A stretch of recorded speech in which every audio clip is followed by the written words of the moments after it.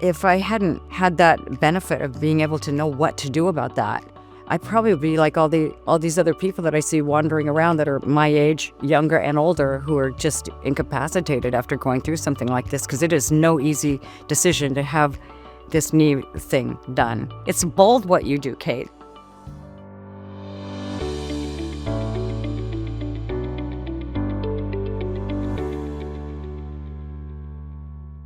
So Becky, you're such a unique individual, and we've known each other for a very long time, and it's been a pleasure to take you through this journey and get you to the other side so you can continue all your activities and continue to be an athlete.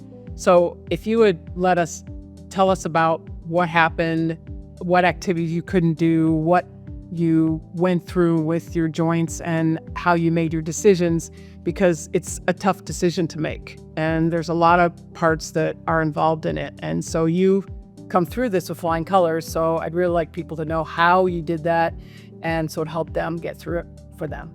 I don't think any of us planned to be incapacitated for very long. And so there's no plan for that. And so when that happens, if you don't know what to do, and I didn't know what to do, I just knew that, like, all of a sudden, like, I'd been limping around, like doing how long can I get through this? And then when I knew that, okay, and then I went to see you, Kate, and I was like, okay, what should I do? And it was like, okay, we try everything before surgery. That's the last thing to do. So you gave me all these amazing exercises, and I worked out with you and worked out with you and the puppies.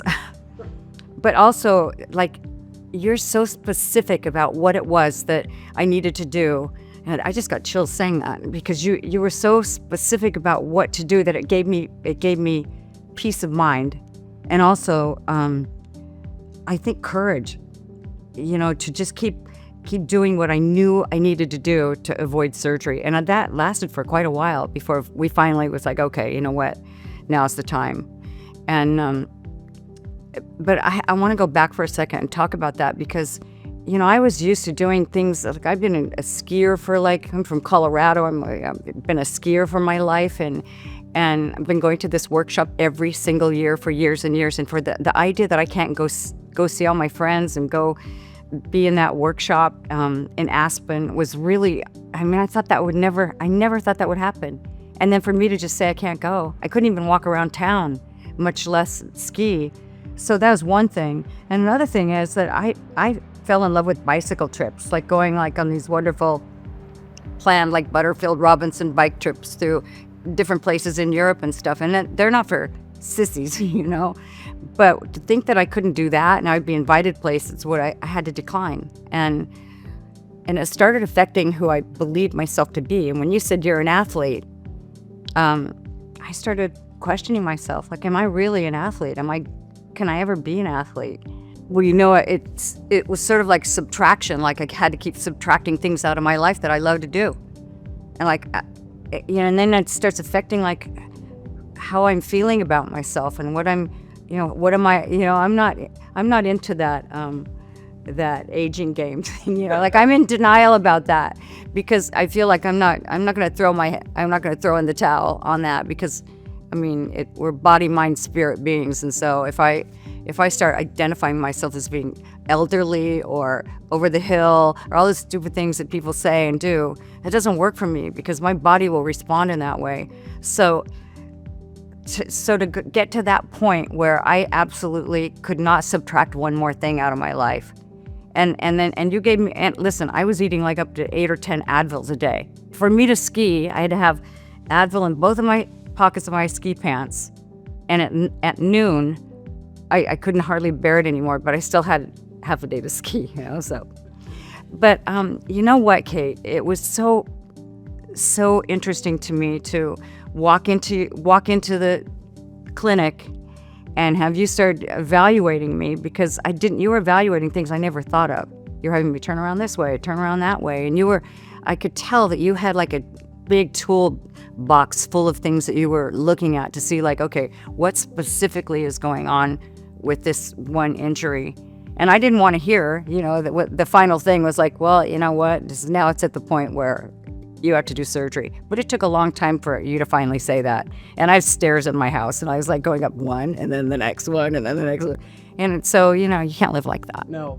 Becky, after all this time, I think it was a couple years where we worked hard on your knee, you did all the things you were supposed to. We want to make sure that we exhaust every other treatment option before we consider doing surgery, which is a big deal with its risks and its long and painful rehab.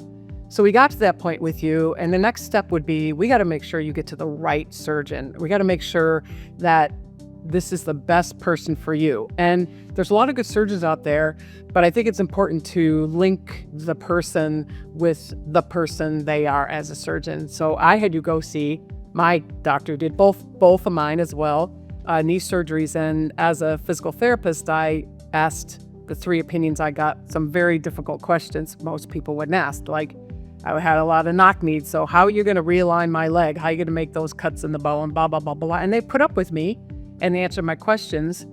But when we got all done, and he was the 3rd one I saw, he got up to leave and he turned around and he looked right at me and he said, "Kate, I really look forward to taking really good care of you." And at that moment, I knew exactly he was the right person for me. And so I knew he'd be the right person for you too. Well, you know what, Kate?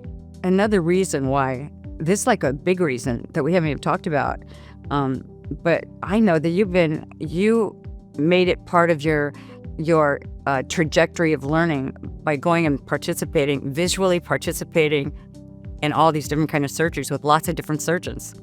So of course, when you recommended this one doctor, of course I would go to him. And also he took care of my older son who fell off of a ladder and fractured his heel, his calcaneus. And this guy was the only guy who, Tyler had surgery from one other guy, not so good. He went to your suggestion and fixed him. So of course I was going to go to him. But you know what? I think back to the preparation that you encouraged me to do. I mean, when you're, and I've had 2 total knee replacements by now, and I don't have any more, so I don't have to do it again. But the preparation is hard because it hurts. I don't want to be doing squats and deadlifts and all of that kind of stuff, but and step ups and all that. But I had to do that because the only way you're going to be successful afterwards is if you build up your muscles ahead of time. And nobody ever told me that. Only you told me that. And if you don't do that, you're probably not going to have a very good result. And I see people all around town walking with a cane or something. And, I was running on the beach with my grandson this summer, running on the beach with him. And I can walk 10 miles if I want. I'm like perfect now. And so I just am so grateful that you knew what to do and you knew how to handle me, because not that I'm a cynic, but I want to do the right thing and I want the best the first time. I don't want to go back. And the night before I had surgery, I was sitting right here and talking to my little knee, like, I know what you're going to have to go through. I am really, because I saw yours. It was like, oh my God, I'm going to have to do that. And it was like the last resort. But, I went in and he said the same thing to me. He said, I'll take really good care of you. And he has. He's taken really good care of me. And I refer all kinds of people to him because I wouldn't let anybody else touch me. So I asked him to please not retire until he could do my second knee. He promised that he wouldn't retire until he got me all fixed up. I've had people ask me, people who I know who've gone through this, and they're debilitated after going through all of the surgery and everything because they didn't do the prep. And also, mindset is everything. And you know what, Kate? I mean, look at who you are and how you are.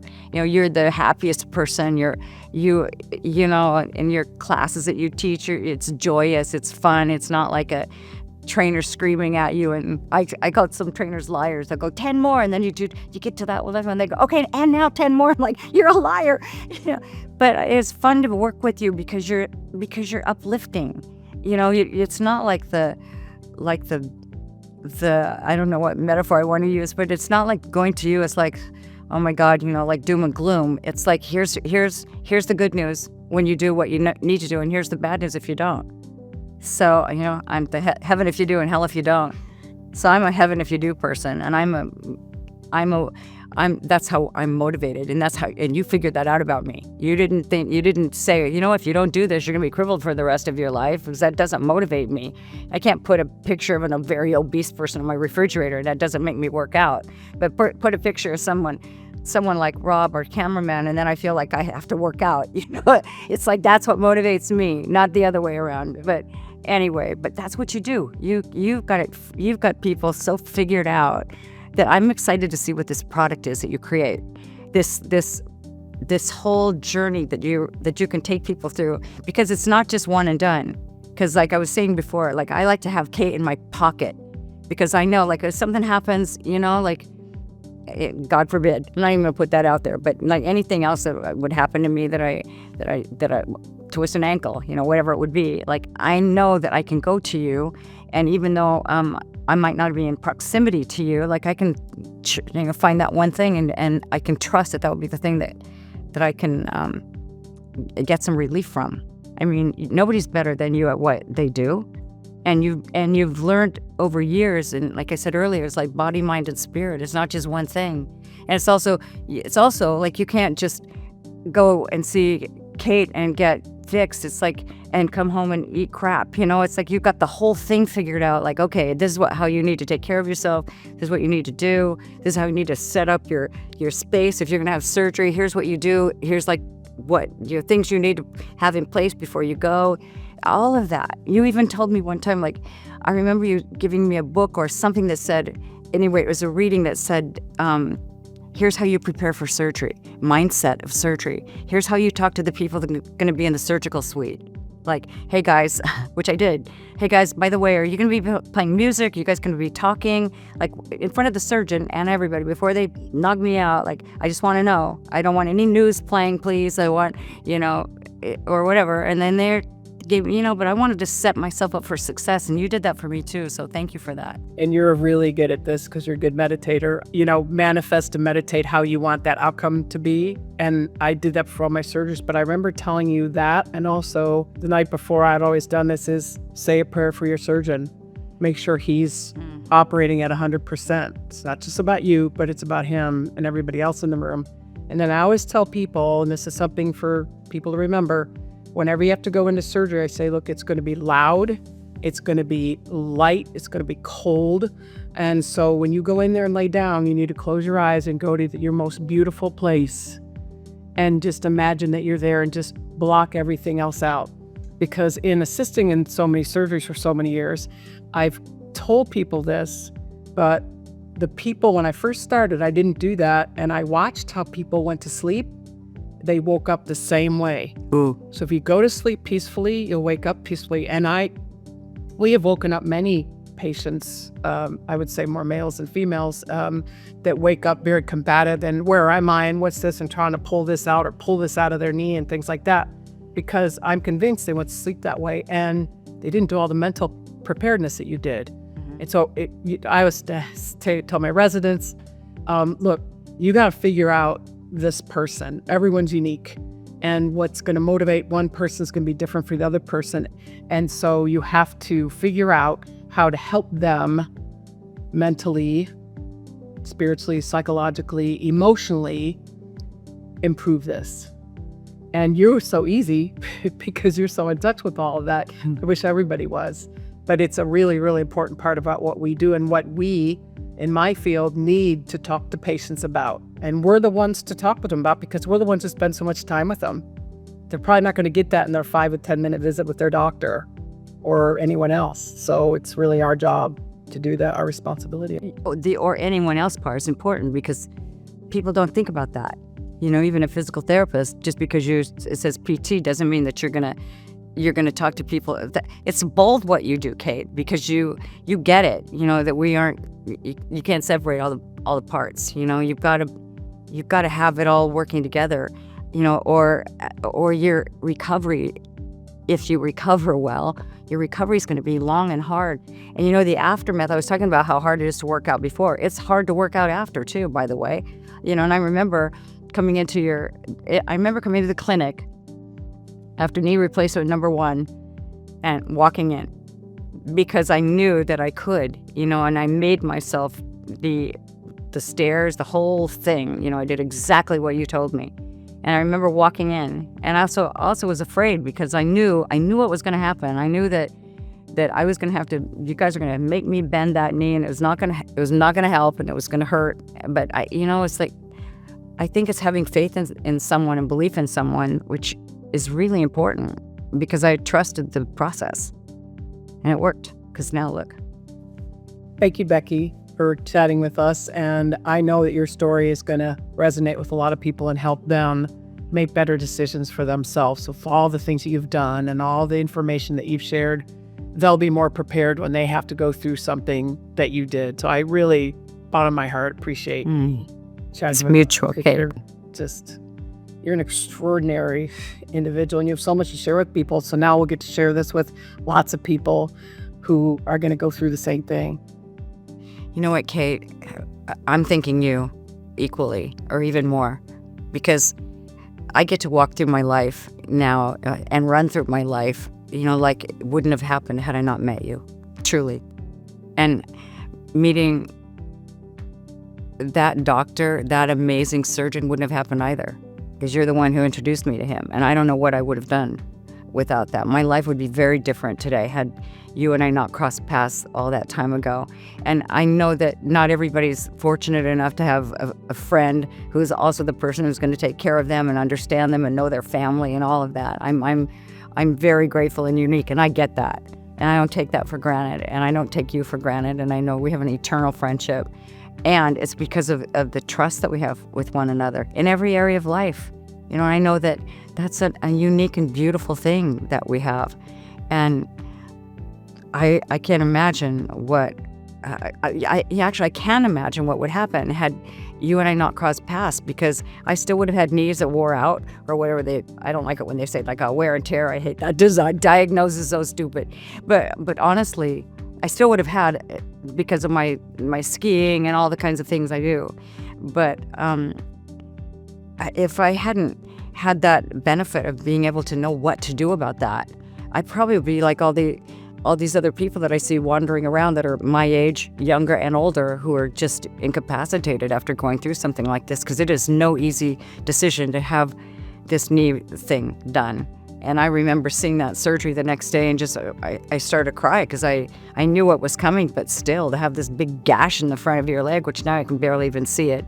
And so I'm just super grateful for you. And the last thing I want to say about that, and thank you for bringing up the art thing, because for me to take a long pause out of my art, like I love the continuity of it that it gives me to paint. It's not just painting. It's like allowing whatever that divine information is that comes through that is the source of all of that. And then for me to have to lay off of that for a long time was hard, because I just, so you know what? I did all the things you told me. I'd pull up a chair and prop up my knee and paint for a while, and so I didn't really lose that.